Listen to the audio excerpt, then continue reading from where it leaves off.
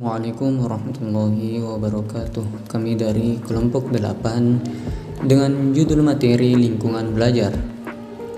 Adapun nama-nama kelompok kami, yang pertama Nurul Yakin, selanjutnya Muhammad Fardan Firdiansyah, dan yang terakhir Alia Zulfitri.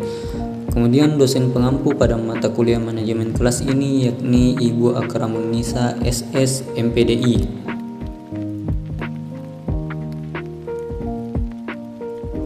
Lingkungan belajar berperan penting dalam keberhasilan pendidikan, mencakup aspek fisik seperti ruang, pencahayaan, fasilitas, dan non-fisik yakni seperti suasana emosional, interaksi, dan budaya sekolah.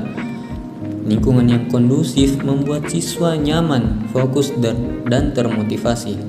Lingkungan belajar kini juga mencakup lingkungan digital karena perkembangan teknologi. Adapun rumusan masalah dari materi kami, yang pertama, apa pengertian pengelolaan lingkungan belajar? Selanjutnya, apa tujuan pengelolaan lingkungan belajar?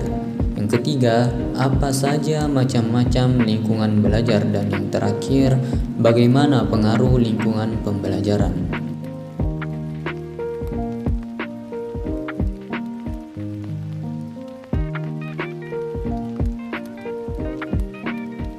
Adapun tujuan penulisan dari materi ini, yang pertama, untuk mengetahui pengertian pengelolaan lingkungan belajar. Kemudian yang kedua, untuk mengetahui tujuan pengelolaan lingkungan belajar. Yang ketiga, untuk mengetahui macam-macam lingkungan belajar. Dan yang keempat, untuk mengetahui pengaruh lingkungan pembelajaran. Pengelolaan lingkungan belajar. Pengelolaan merupakan proses mengatur, merencanakan, dan mengawasi agar tujuan tercapai. Kemudian lingkungan adalah segala hal yang memengaruhi pertumbuhan dan perilaku seseorang. Sedangkan belajar adalah usaha seseorang untuk mengubah perilaku melalui pengalaman. Jadi pengelolaan lingkungan belajar adalah mengatur komponen lingkungan agar proses pendidikan berjalan efektif dan kondusif. Tujuan pengelolaan lingkungan belajar. Yang pertama, mewujudkan kondisi kelas yang tertib, nyaman, dan kondusif. Selanjutnya, menghilangkan hambatan yang mengganggu proses belajar. Kemudian, menyediakan fasilitas dan sarana belajar yang mendukung. Selanjutnya, menciptakan iklim sosial, emosional, dan intelektual yang positif. Dan yang terakhir, mengembangkan kemampuan siswa menggunakan alat dan sumber belajar. Macam-macam lingkungan belajar, yakni terbagi menjadi 3. Yang pertama, lingkungan rumah. Kemudian yang kedua, lingkungan sekolah. Dan yang terakhir, lingkungan masyarakat.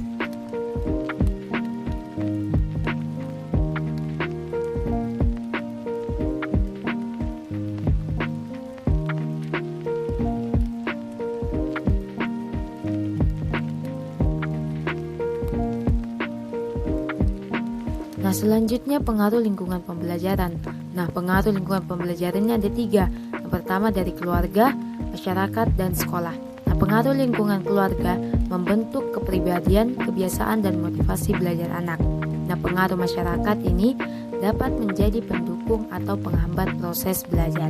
Nah, yang ketiga, pengaruh sekolah, di mana berperan penting menciptakan suasana belajar yang menyenangkan dan inovatif. Ketiga, lingkungan harus saling melengkapi. Selanjutnya kesimpulan. Pengelolaan lingkungan belajar adalah proses menciptakan kondisi belajar yang efektif. Tujuan utamanya untuk menciptakan suasana kondusif dan mengembangkan potensi siswa.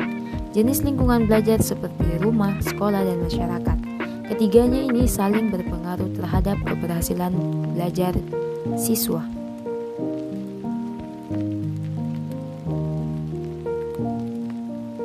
Dan yang terakhir yakni saran. Guru perlu memahami pentingnya lingkungan belajar. Sekolah dan keluarga harus bekerja sama menciptakan suasana belajar yang positif, dan peserta didik diharapkan aktif menjaga lingkungan belajarnya sendiri.